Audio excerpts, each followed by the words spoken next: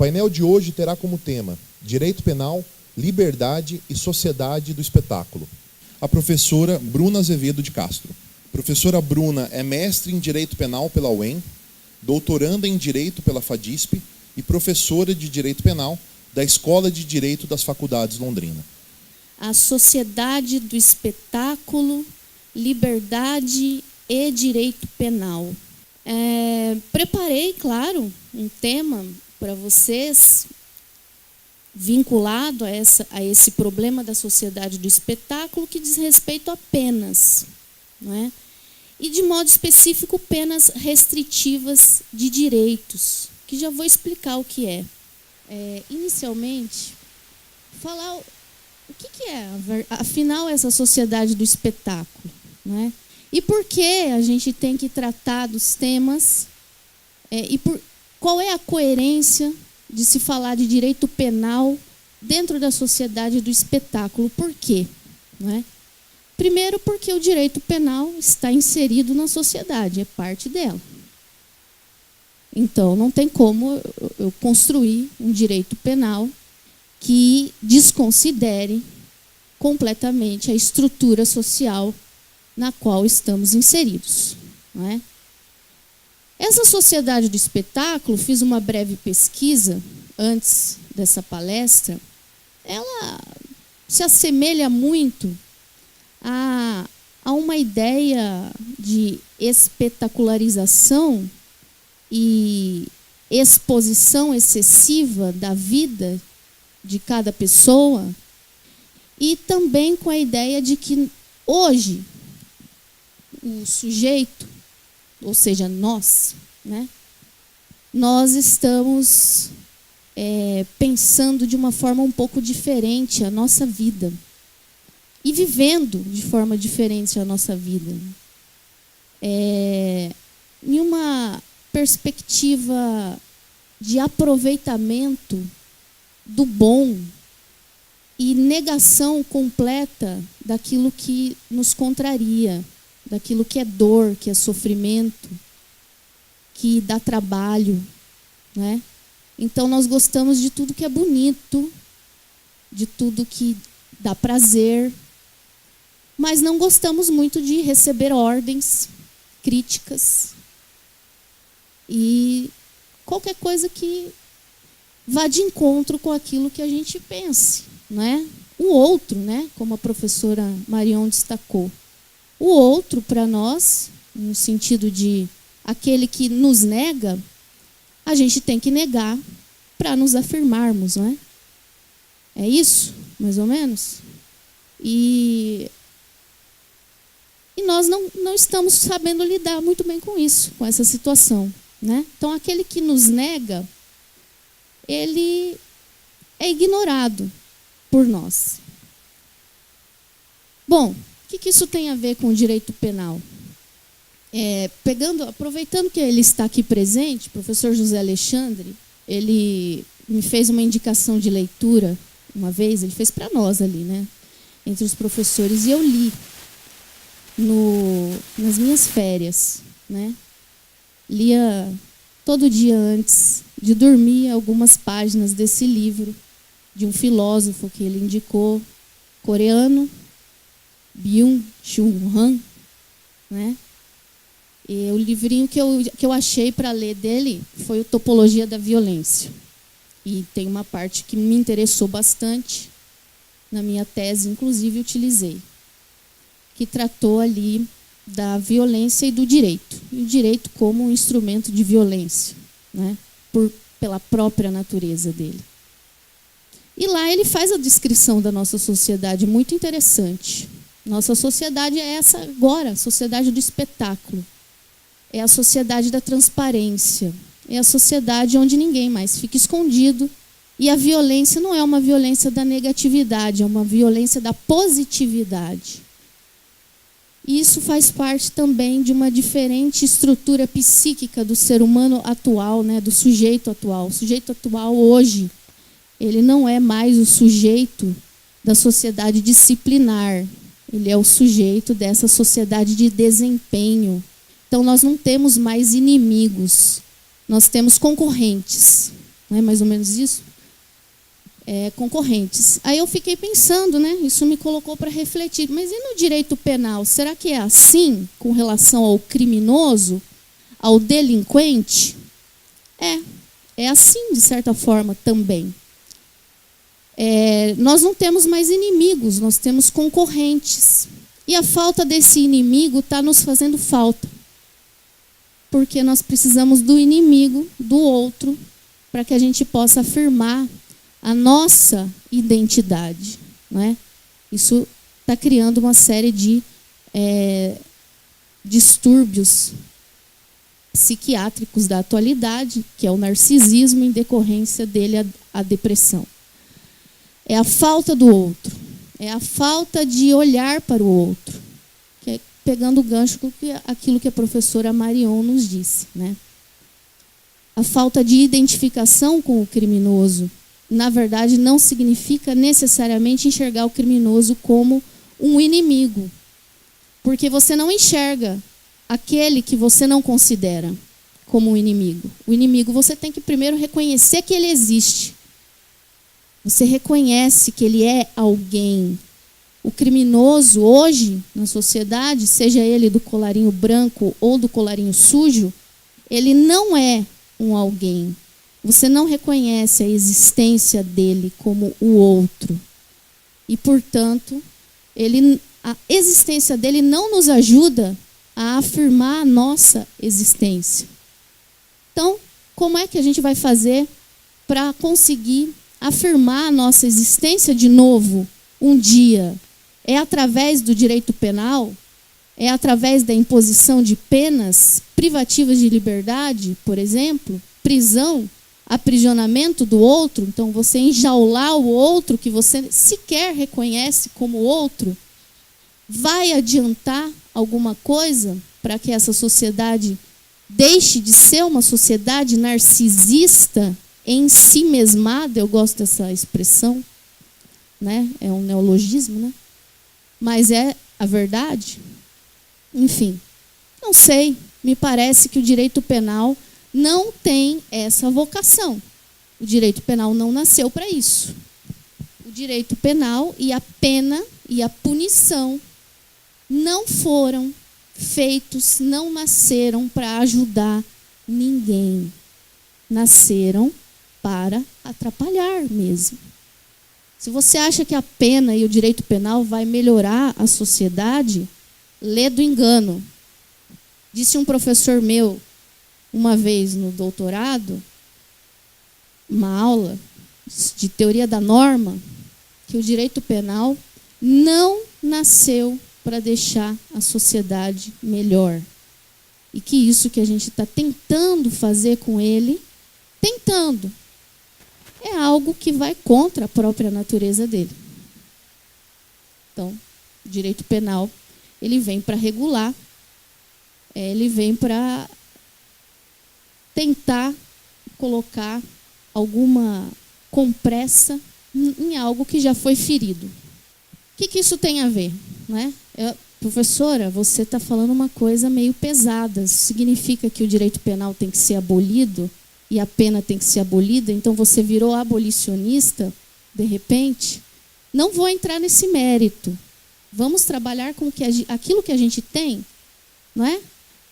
A sociedade não está preparada para esse passo tão ousado, né? De simplesmente abrir mão das estruturas do direito penal, de toda a sua força e a violência, e o monopólio do Estado no exercício, no emprego dessa força e dessa violência. O direito em si é força e violência. O direito penal é o ramo do direito que exerce com mais gana essa força e essa violência. Vamos continuar exercendo essa força e essa violência sobre as pessoas? Vamos. Vamos ter que continuar exercendo, gente. Por enquanto é o que a gente tem, né? Mas o que a gente pode fazer para melhorar, não é? Ou para tentar trabalhar com aquilo que há de menos pior no direito penal? Essa é a problematização que eu quero jogar nas costas de vocês, né? Porque é aquilo que eu venho pesquisando há algum tempo, e ainda não tenho exatamente uma resposta, só uma proposta, e também não é certeza que vai ser eficaz, né? O bom é isso, que você propõe e vê se vai dar certo. Se não der certo, destrói tudo e propõe outra coisa, vai pensar outra coisa, né? Bom, pena. Aqui eu deixo de falar de prisão para falar só de pena. Como o professor Diego já fez a distinção para vocês, existe a prisão pena e a prisão processual. Estamos falando das penas, mas não só da prisão. Se você faz uma retrospectiva histórica da pena, enquanto punição a um ato humano que violou uma norma de convivência de um grupo de seres humanos, então nós temos um grupo, uma família, e temos ali regras estabelecidas implicitamente, não precisa estar escrito, né? Você não pode pegar o brinquedo do seu irmão e destruir. Isso viola ali uma norma de convivência, né? Então, esse comportamento, desde sempre o ser humano pensou, temos que punir, castigar, retribuir, exatamente. Para quê? Para que não faça de novo. Mas é só por isso? É só para que não faça de novo? Se fosse só isso, se a punição tivesse só uma finalidade preventiva de futuras condutas, bastava educar. Bastava ensinar, olha, não está certo. E explica racionalmente, porque os seres humanos, gente, são ótimos. O ser humano é ótimo. Porque tudo que você explica para um ser humano e que faça sentido, ele escuta. Se ele estiver querendo escutar, é claro. Porque hoje na sociedade também, sociedade dessa negação da negatividade, né? É aquilo que contraria o que você pensa, aquilo que te deixa desconfortável, que causa aquela dissonância, né? Você fecha os ouvidos, fecha os olhos e não escuta. Aí é uma escolha de cada um, não é mesmo? Mas, de uma forma geral, tudo aquilo que você fala para o ser humano e faz algum sentido, ele escuta e ele aprende. Mas então por que o castigo? O castigo é para você aplicar um mal para a pessoa. A pessoa não causou um mal? Por exemplo, praticar um crime não é uma coisa má? Ou alguém acha que praticar crime é uma coisa boa? É uma boa ação praticar um crime? Não é, né? Então a pena vai ser um mal. Ou vai ser um bem? Será que tem algum ser humano na humanidade que um dia falou que o mal tem que ser retribuído com uma coisa boa, com o bem? Algum ser humano falou isso? Eu sou ruim de história, péssima. Eu não lembro. Se alguém sabe qual ser humano falou isso na história da humanidade, depois me diga, que eu não lembro. Mas, enfim, a pena vai ser o mal. E essa pena, ao longo da história, ela teve várias feições.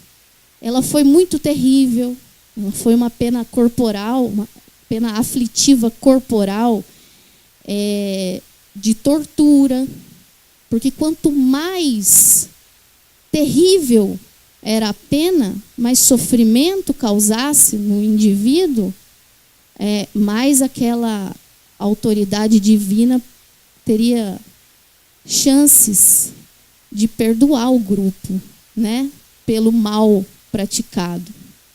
Enfim, existe uma frase que circula aí, atribuída a von Ehring, que é: a história da pena é a história da sua constante abolição.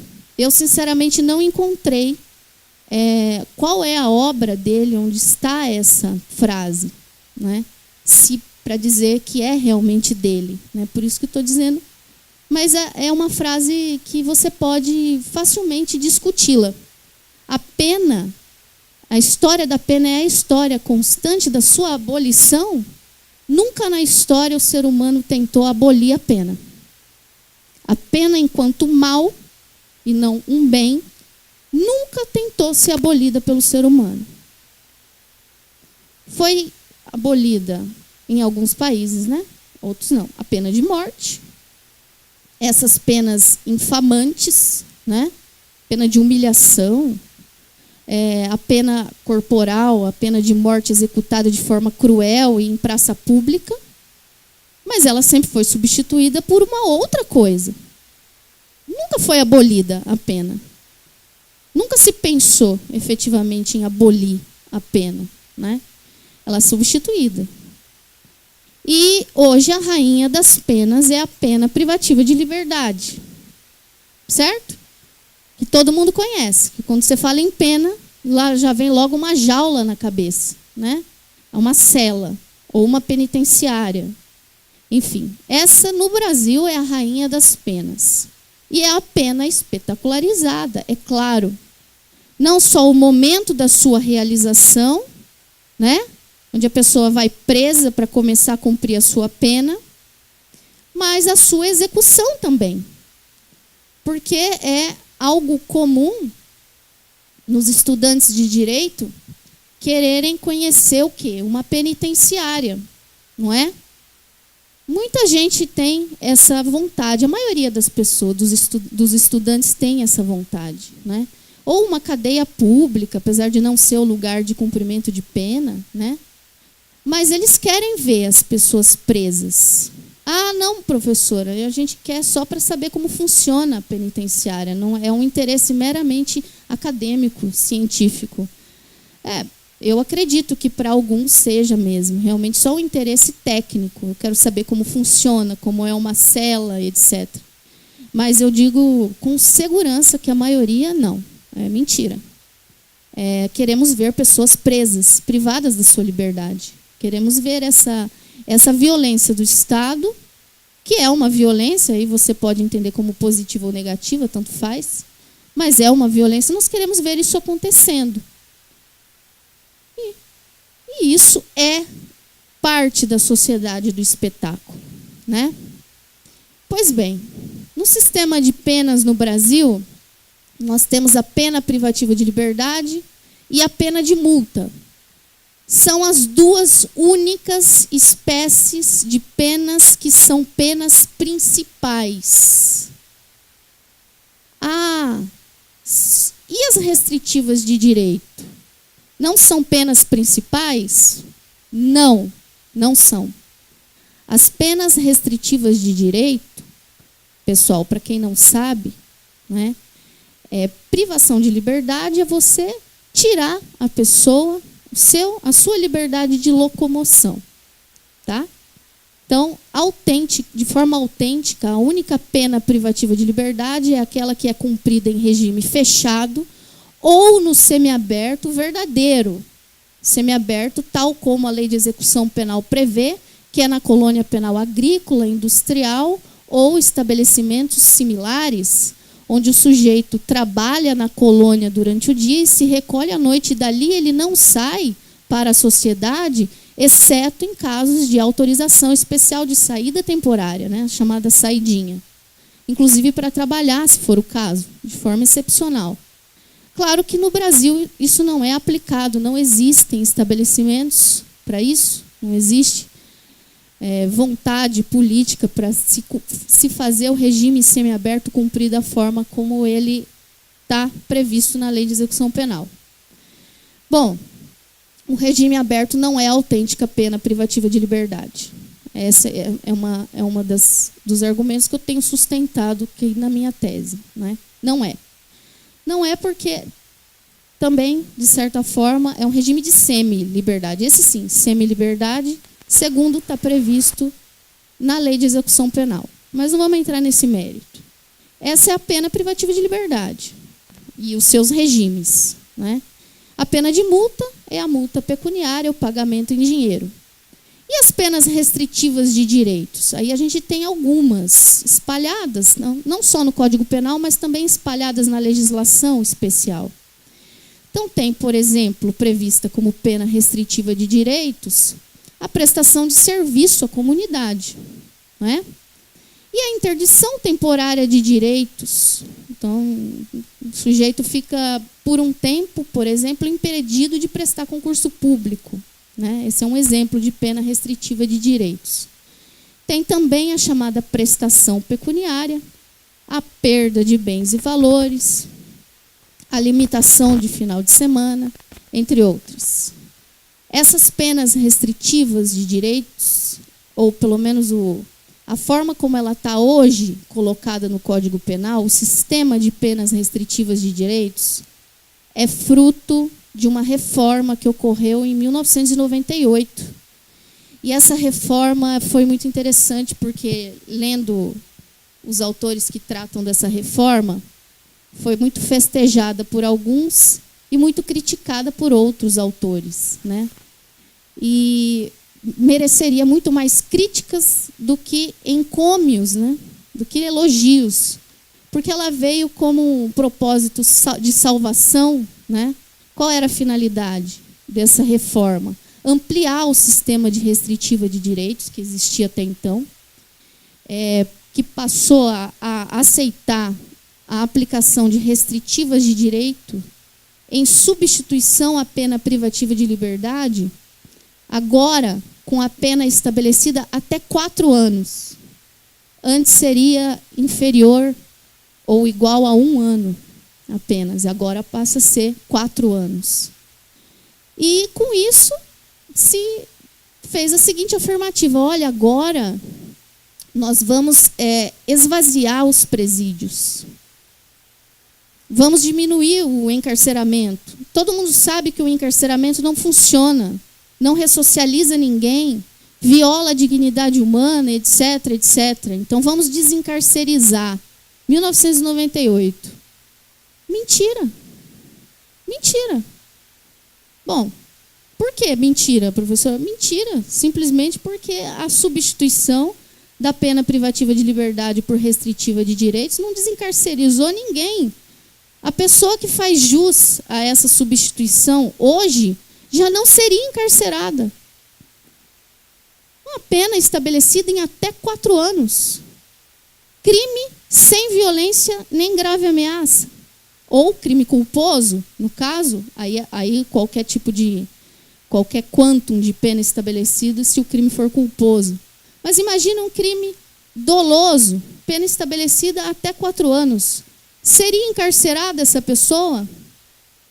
Não seria. Não seria porque, mesmo sendo um reincidente, não vai para o regime fechado, vai para o semiaberto, segundo o entendimento sumulado pelo Superior Tribunal de Justiça. Súmula 269, se não me engano. Então, que desencarceramento é esse? Desse sistema de penas restritivas de direito?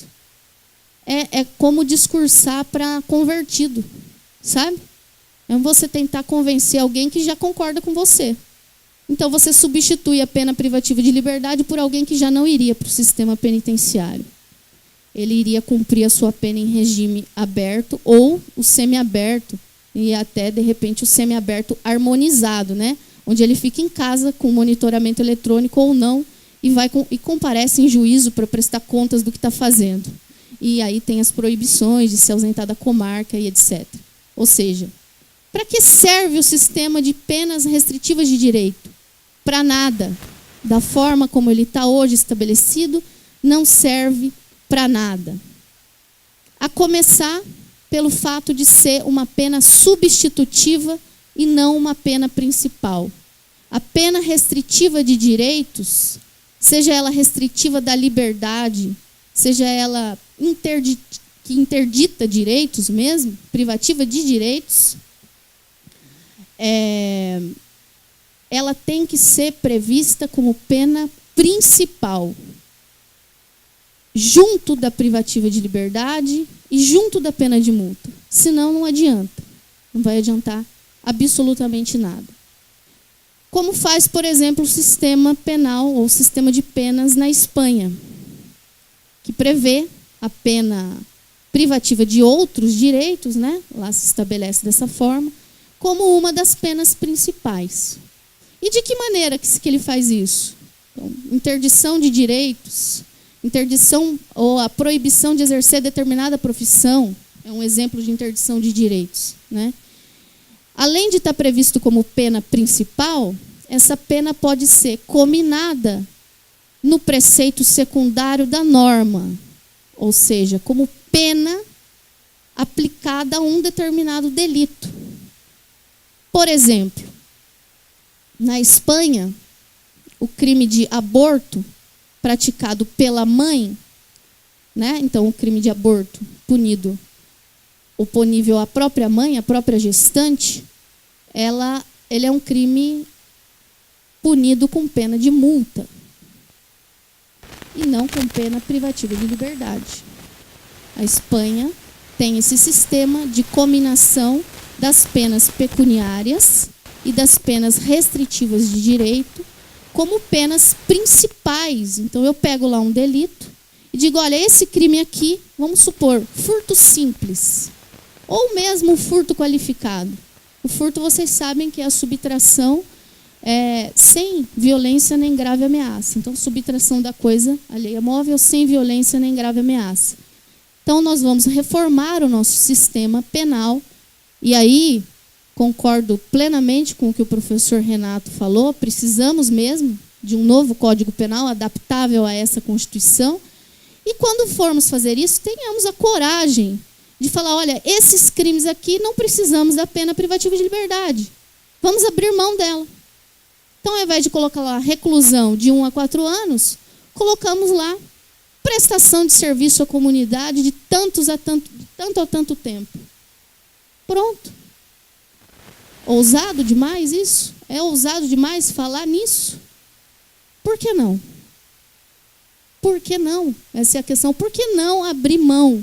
Por que não desapegar da privação da liberdade e deixar realmente a cominação de penas privativas de liberdade, a reclusão ou a detenção, para crimes mais graves, como o professor Renato colocou aqui, por exemplo, os crimes contra a administração pública, praticados pelo funcionário público.